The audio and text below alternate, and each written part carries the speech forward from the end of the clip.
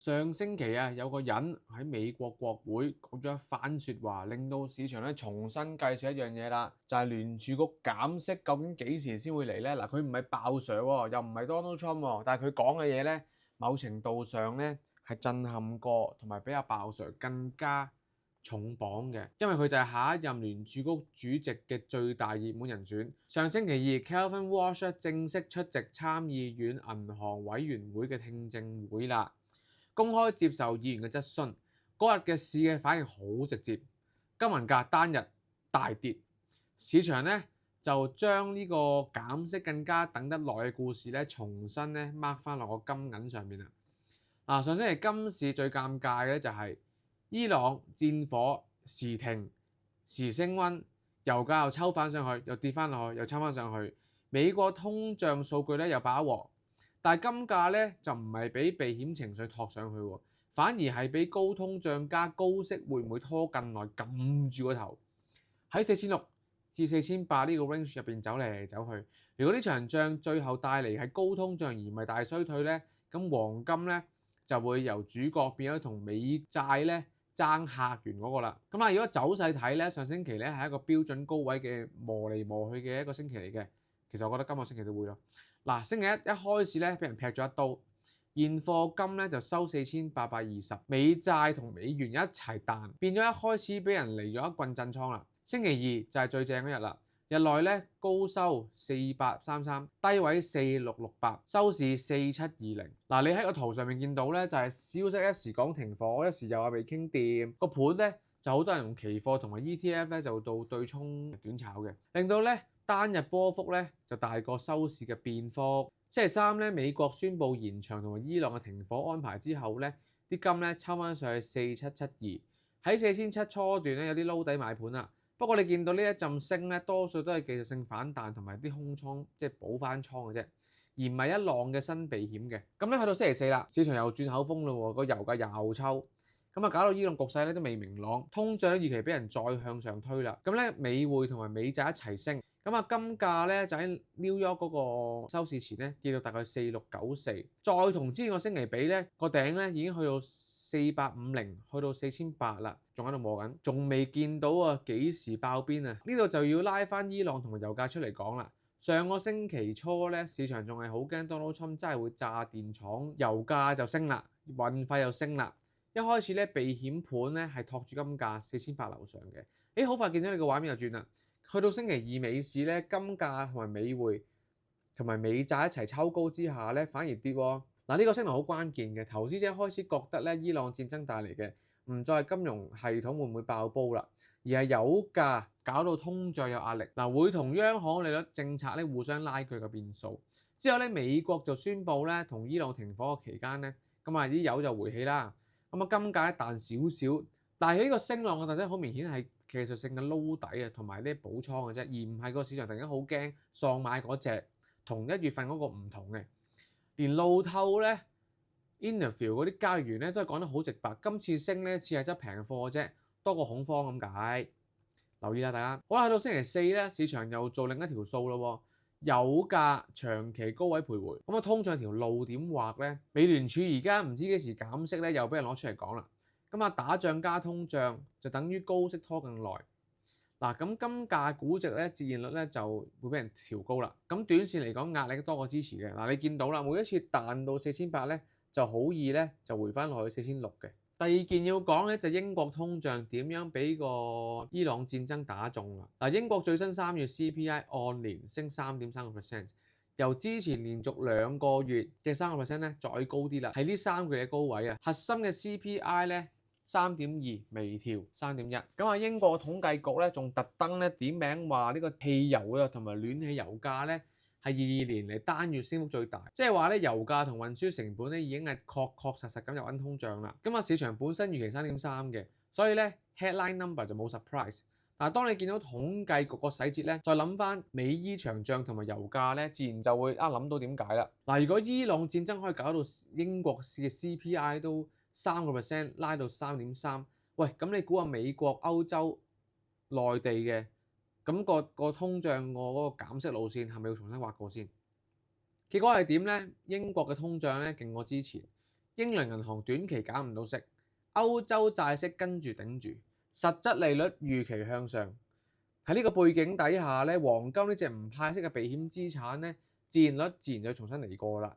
第三樣就信心數據入邊開始見到滯脹兩個字嘅蹤影啦。歐元區4月歐洲經濟研究學會經濟情緒指數啊，上個月-8.5，一下插到-20.4，係近一年嘅新低。調查裡面寫得好清楚啦，唔該。主要咧係伊朗同美國呢場仗咧，搞到歐洲復甦前景又有變數。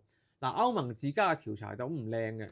4月消費者信心初值咧喺歐盟跌到-19.4，喺歐元區跌到-20.6，22、23年轉角位以嚟最低。簡單講咧，歐洲人開始覺得呢鋪唔係短暫風波啦。按道理咧，呢啲背景對黃金咧應該係正面嘅，但係問題就係美國實體經濟數據暫時都未散晒，好似初請失業金人數咧喺20萬幾呢個水平，未見到全面爆煲嘅。咁個市擔心咧就唔係單純衰退而係滯脹啦，經濟唔係好，又唔係差到要緊急救火，通脹又俾油價頂住，唔肯跌翻落去央行舒服嘅2% 水平。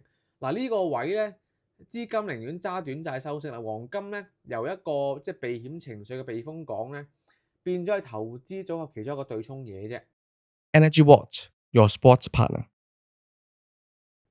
好啦，呢個時候咧再睇翻阿 Walsh 呢兩句説話啦，就好易理解市場點解會咁敏感。第一句佢直踩現任聯儲局啊，21到22年當通脹咧暫時性拋到物價度向上，人工調高，租金同埋合約價一條鏈咁樣追落去，先嚇親咁急速加息啫。佢用啲字眼啊，佢話咧當年咧係致命嘅錯誤嘅。佢想講嘅就係通脹一旦喺經濟裏邊掙扎咧，唔再得係幾樣商品短期加價，而係工資、租金、長期合約全部都要重新 reset。去到嗰個 stage 咧，你就唔係開2次會加2次息咧就搞掂嘅，係要更加長嘅時間、更重手嘅緊縮先可以拉翻落嚟。代價就係經濟增長同埋勞工市場一齊捱啦。第二句，通脹係一個選擇。呢一句咧背後佢就係話啦，市場表明立場，通脹唔係天災，係政策選擇出嚟嘅結果。央行如果真係優先守住物價穩定咧，其實咧係有足夠工具可以提早出手嘅。相反，如果揀咗怕市場波動、怕短期失業上升咧，遲遲唔敢收水，最後咧就會用更大嘅通脹去還翻之前嗰筆債啦。佢潛台詞就係話，佢如果上場，佢寧願會早啲出手壓通脹，都唔會重演翻21年嗰種見到火，但係仲話自己淨係聞到燒味嘅猶豫。兩句加埋咧，即係話咧，佢用個市講啊，前任做錯咗，我唔會重蹈覆轍。翻譯成為減息嘅路徑咧，就係一定要見到通脹真係落先諗住減息啦。佢又同佢個老頂 Donald Trump 又係唔同路嘅喎。好睇啊呢個。講到今個星期個遊戲規則好大程度由星期四嗰啲美國數據同埋咧聯儲局議息去定嘅。香港時間4月30號凌晨2點出聲明，2點半鮑威爾開記者招待會，市場預期今次利率會維持不變。重點唔係有冇加減息，而係聲明同鮑威爾點樣回應今次嘅組合。戰爭、高油價、通脹未落定啦，再加埋呢個潛在呢個新主席咧，哇好鷹喎！如果聲明再強調通脹風險，暗示咧26年都減得唔多咧，美元同埋美債息可以頂多一陣，金價咧就要4600至4700呢位揾翻平衡啦。調翻轉啦，如果美聯儲開始認真討論喺27年之前嘅減息路徑，並且咧佢開始承認咧近期信心指標轉弱咧，個美伊戰爭拖累增長咧，市場就會重新估計利率下降嘅速度。黃金就喺呢個水平之下咧，重新變翻可以趁低吸納，而唔係我哋短炒短線沽嘅工具。我都話 Donald Trump 不嬲講嘅都唔好信㗎啦，佢又話要逼美聯儲減息，所以咧因為鮑 Sir 唔肯減息啊嘛，所以換一個咧快啲減息嘅主席出嚟。而家揀咗出嚟，新呢個即係潛在嘅目標人選更加鷹過鮑威爾喎。你話 Donald Trump 係玩嘢啊？我覺得 Donald Trump 肯定玩嘢話你聽。好啦，講翻啦，第二個壓軸就係3月核心 PC 要出爐，前值3%，市場預期咧都係3%咁上下嘅。如果實際數字高過預期太多咧，咁個市就會覺得伊朗同美國嘅戰爭引發能源通脹開始滲入更廣泛嘅消費項目啦。美元同債息一定會抽一棍，黃金變咗咧升唔到幾多啦。相反，如果核心 PC 得翻二字頭咧，或者中間咧，咁啊大家覺得喂呢個戰爭通脹可能可控喎。嗱，大家留言話俾我知，你覺得美國今次會唔會做市，會唔會做馬，做到呢個PC 得翻二字頭啦嚇？好啦，咁如果真係得翻二字頭咧，減息時間表仲有機會喺27年咧翻嚟嘅，甚至26年都會可能減。嗱，對金價嚟講啊，明顯利好啦，呢個唔使我講啦。好啦，去到9:45啦，就有 Chicago PMI， 上次咧52.8，高過50呢個擴張線少少。如果今次跌穿50咧，咁啊加深市場對美國實體經濟頂唔順高息加高油價呢個擔憂。咁啊對股市同埋呢個高收益債咧係壓力嚟嘅。咁對黃金就會多咗一重衰退避險嘅買盤。咁如果反而 PMI 升穿53、54咧，市場就會覺得增長撐得住，通脹壓力就未消退，實質利率咧減唔到。咁啊金就好難抽得高啦。咁所以咧你問我咧，我覺得個市升到幾多嘅？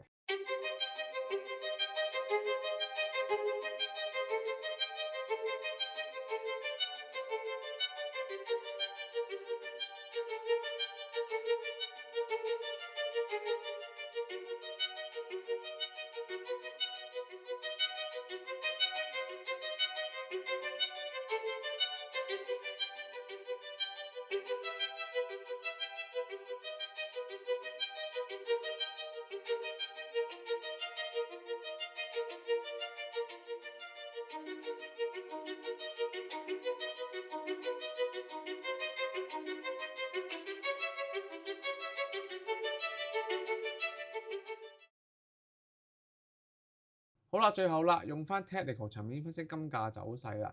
嗱，金價咧睇翻長線先嚇。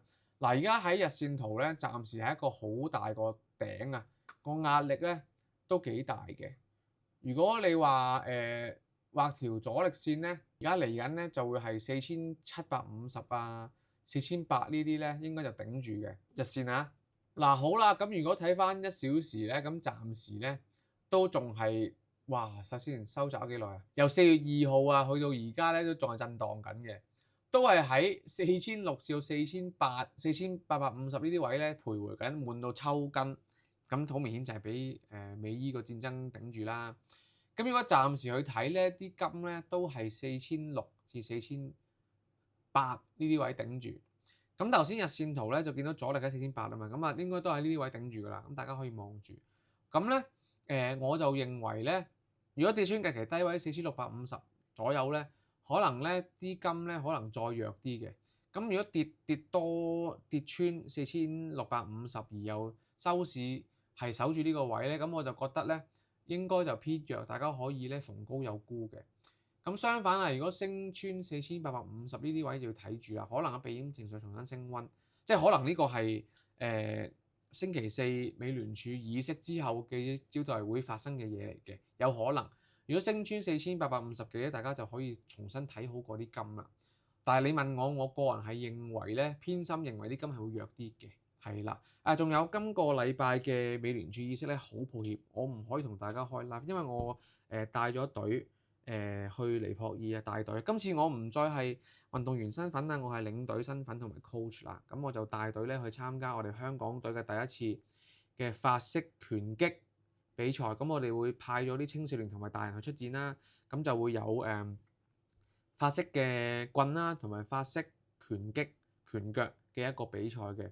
咁啊，大家可以留意我嘅IG Facebook 同埋咧總會嘅 IG Facebook 同埋文武雙全嘅 IG Facebook 都會有運動員嘅消息公佈嘅，咁大家記得 follow 翻啦。咁啊，我哋今個星期我希望有錄音版嘅金主快拍啦。咁啊，各位會員耐心等候啦。我哋下星期一再見，拜拜。